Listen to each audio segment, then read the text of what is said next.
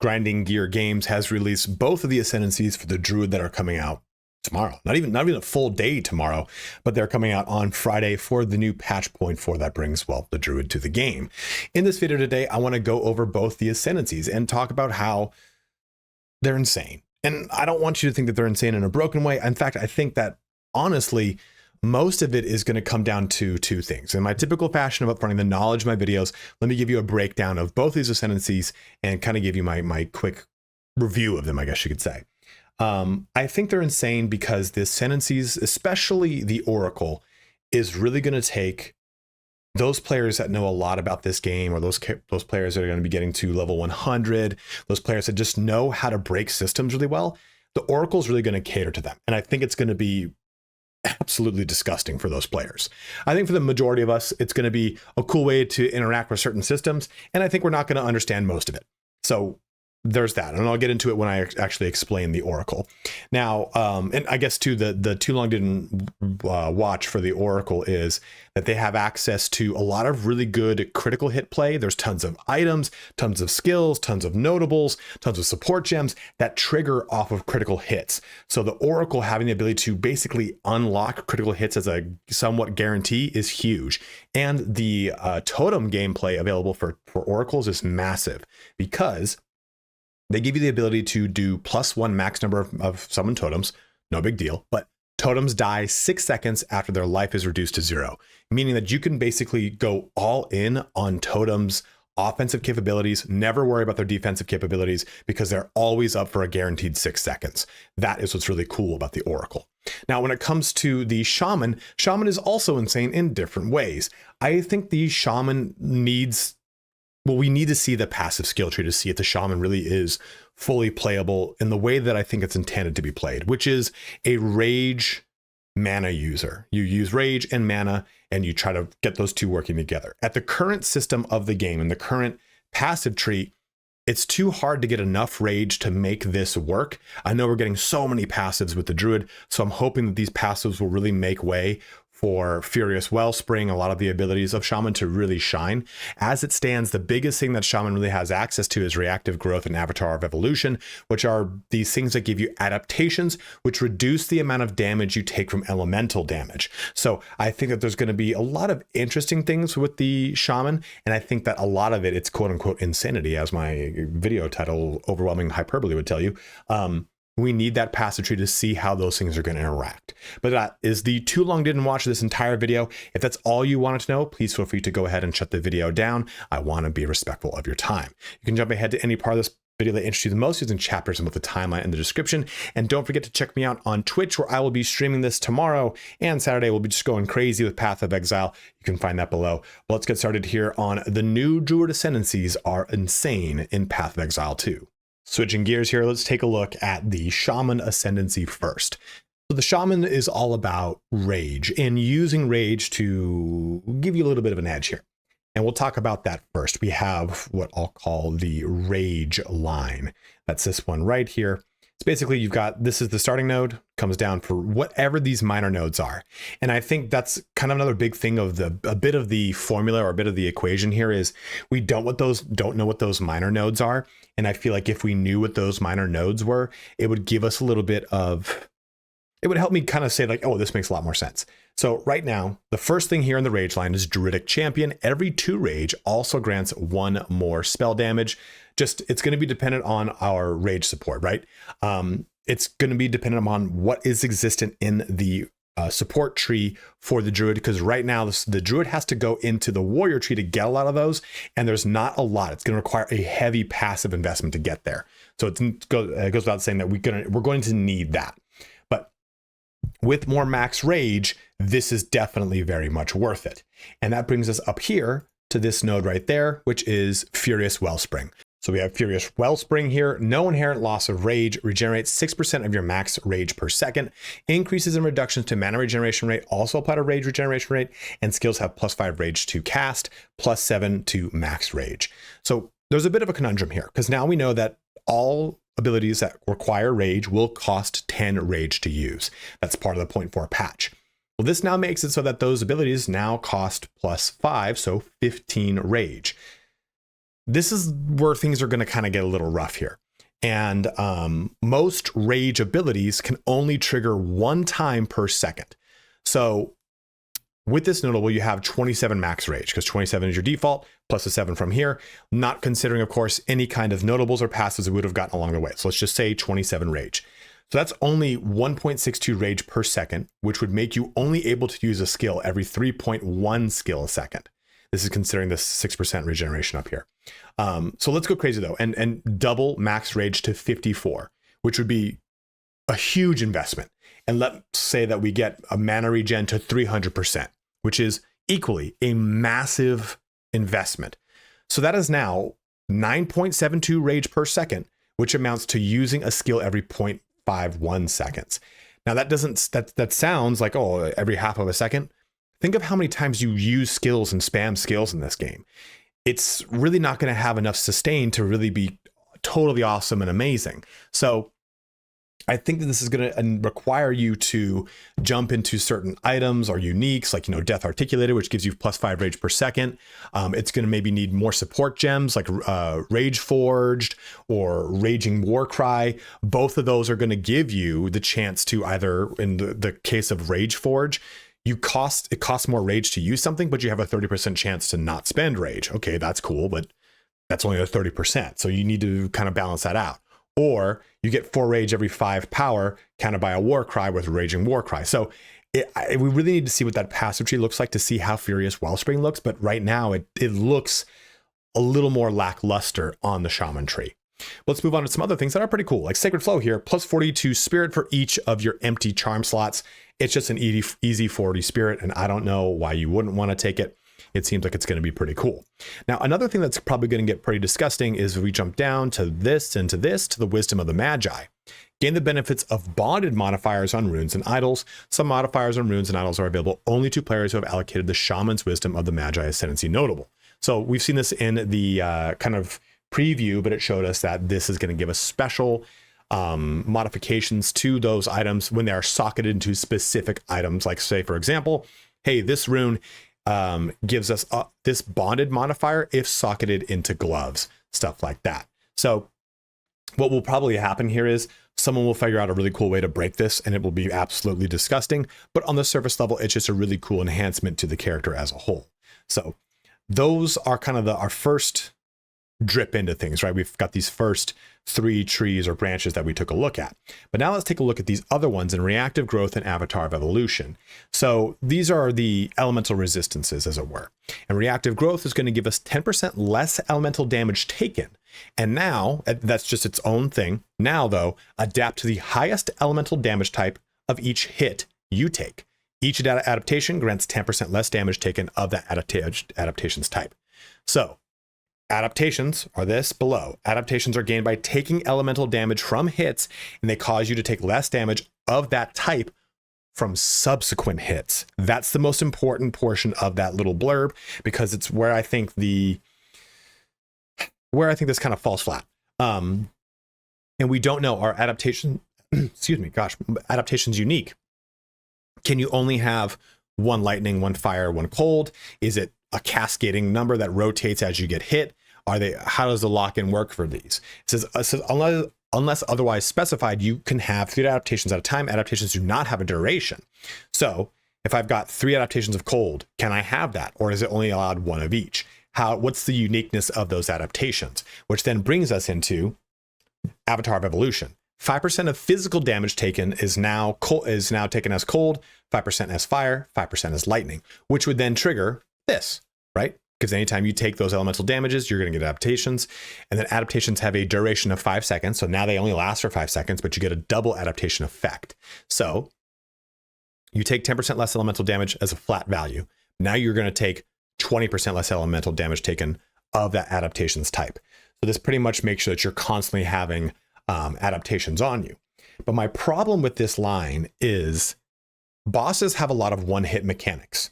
And this doesn't trigger until you have already gotten hit. It's each subsequent hit. So my problem with this is if a boss just goes to slap your ass to town with some sort of big nuke, it doesn't matter if you can take you can reduce a bunch of elemental damage taken. You can only reduce it after that first hit has been taken. So you'll need to walk into a scenario where you've already triggered some sort of self hit on yourself. So maybe that's prevalent in the skills that the Primal has access to, skills or notables that are accessible in the passive tree. But as it is, as it stands, this looks like something that needs an extra mechanic to really get some good life out of it. So now we have the Apocalypse line here. We have the Turning of the Seasons. And this is so that enemies in your presence, they have exposure to, elements here. So they gain 10% of damage. I'm sorry, there's also this, gain 10% of damage as extra damage of a random element. So this for an elemental build just makes sense, right? You're creating exposure and you're going to ramp up extra damage as well. And then Apocalypse, this is interesting. I think it'd be better if it didn't have the first sentence, but the first sentence is what's going to really make it harder, I think, for people to access. Build glory by hitting enemies with elemental damage. When you have max glory, you become the walking apocalypse for a duration, triggering one of the multiple powerful elemental skills at an interval while this buff lasts. So you need to get 100 glory to use this. And glory is generated at 1 glory per hit, because that's what it's typically, 1 glory per hit. So you need to do 100 hits or 100 elemental damage hits before you can then trigger this.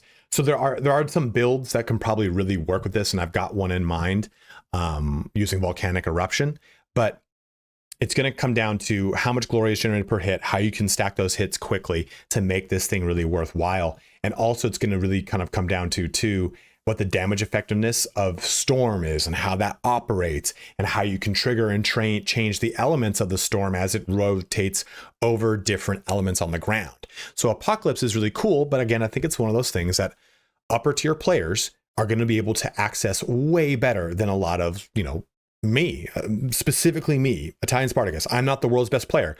The Apocalypse, I read it, I was like a little bit over my head. I had to have my good buddy Matt Ross, who helps me out with a lot of mechanics in Path of Exile, explain it to me in a better way where I'm like, smart people can use this. I cannot. So once I get more access to that passive tree, I think the Shaman will look a little bit more appealing to me. Right now, I think the Oracle looks more appealing because I like totems. So overall, I think that the Shaman, once we get a sense of how Rage works, once these adaptations really kind of get put into the wild and get a chance to really feel how they work, we'll get a sense for how they really can come to life with this build. But I think right now, the things that I like the most about this are the charm slot, stuff for spirit, are the modifiers for runes.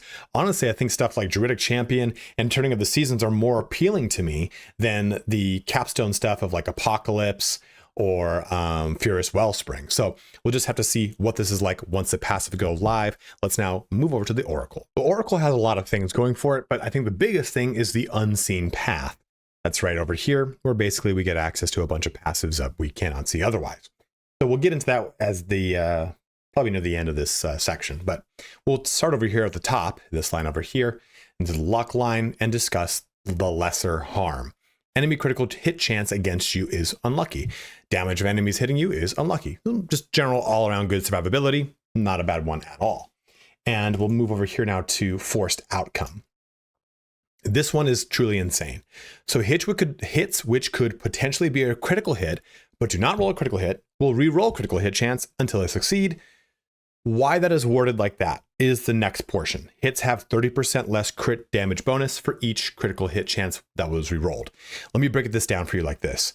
Let's say you were playing D&D and you rolled a D20. And we know that a natural 20 is a critical hit, right? Let's say your GM tells you roll a D20 until you get a critical hit. And you roll it 6 times. And after 6 times, you roll a 20, boom. There you go, you get your critical hit. Well, in the constraints of this game, you have rolled 6 times. So 6 times 3, right? Is that much less critical damage bonus was used for the critical hit. So yeah, you get the critical hit, but you just have critical damage bonus reduced from that hit if it had to trigger a bunch of times. So even though you don't need to really invest a ton into critical hit chance with inevitable critical hits, you do need to maybe try to mitigate that enough that you're getting enough critical hits out there that this just doesn't get all the critical hit damage bonus removed from it. So it's a really cool mechanic because it can also then play with tons of things.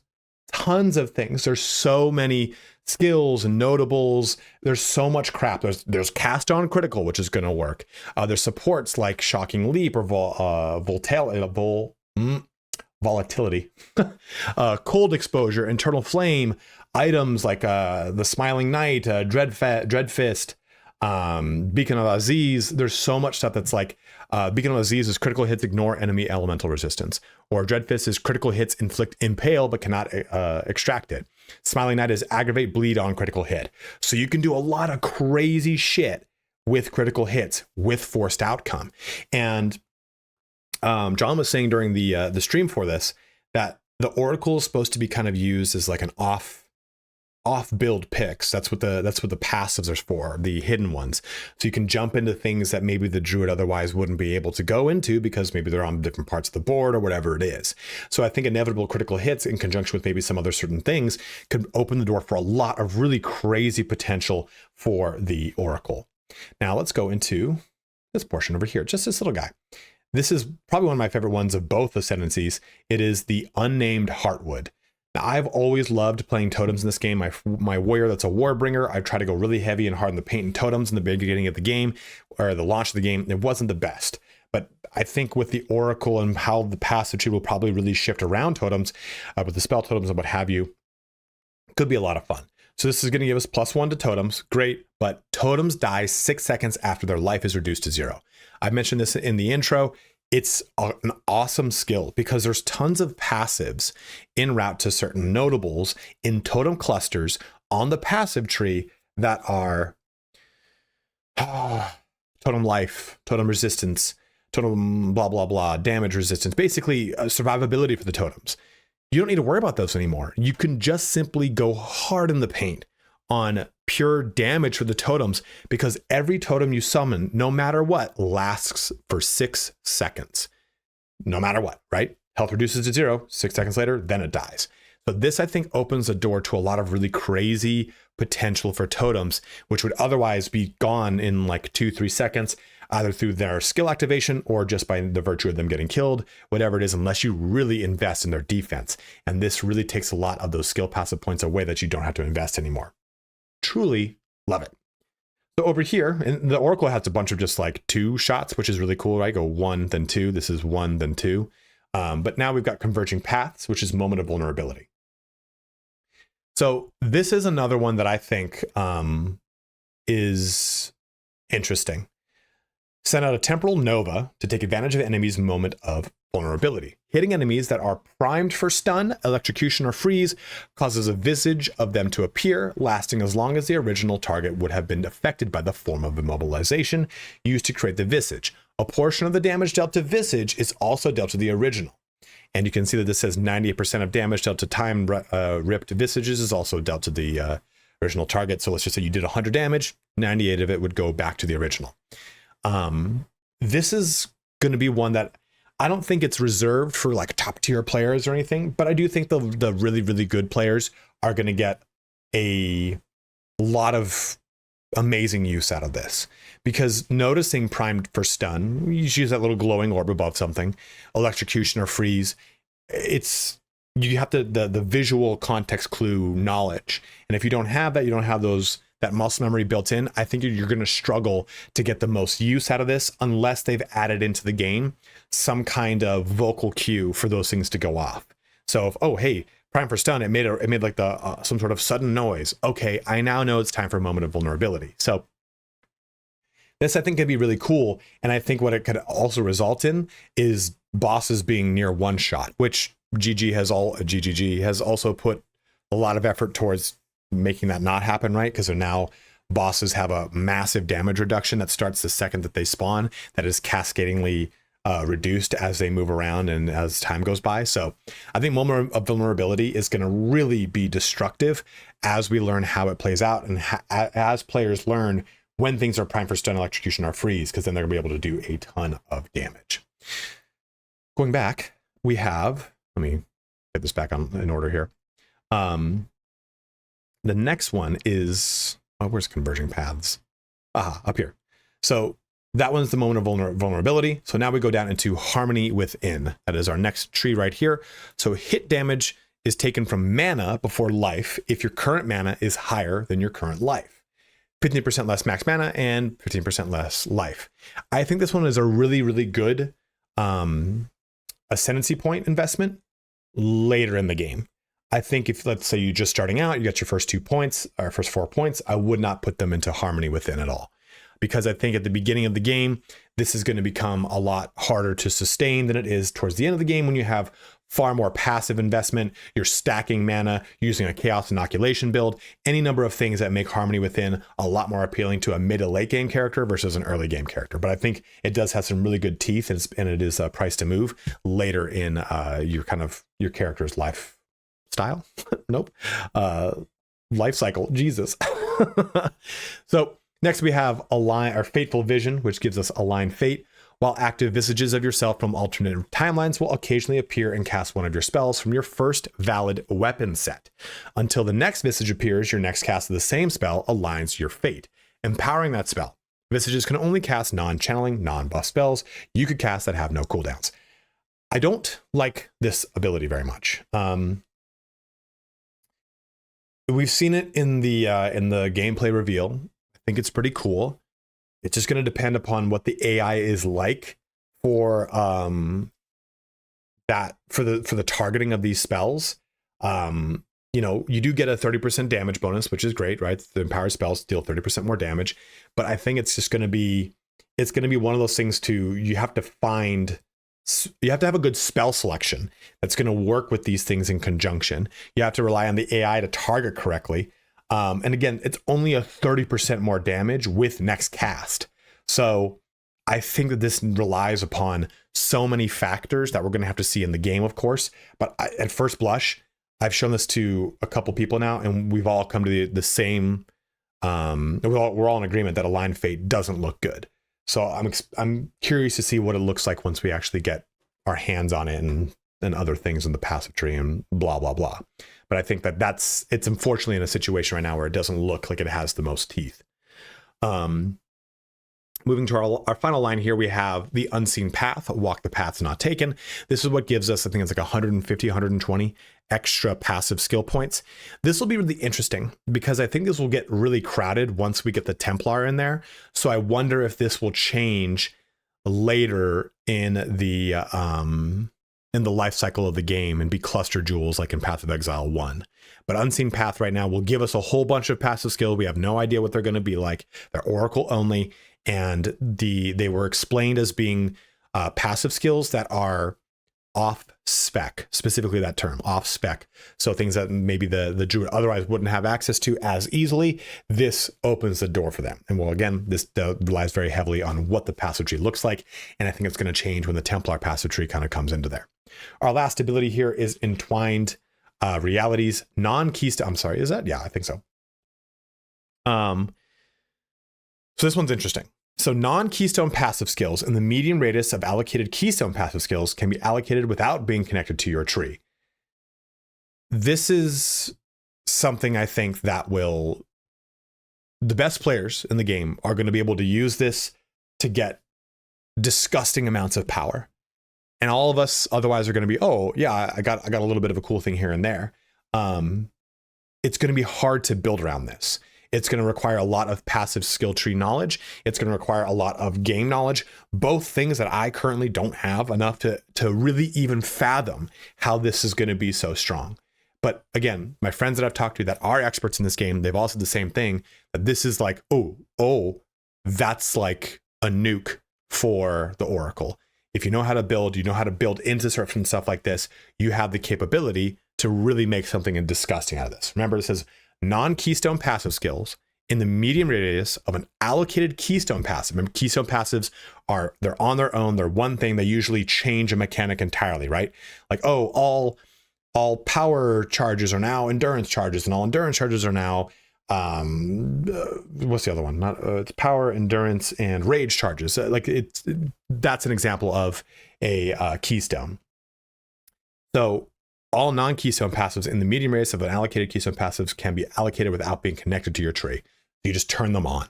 So being able to really take a keystone and have that basically give you a whole ton of other passive skills can potentially be absolutely disgusting.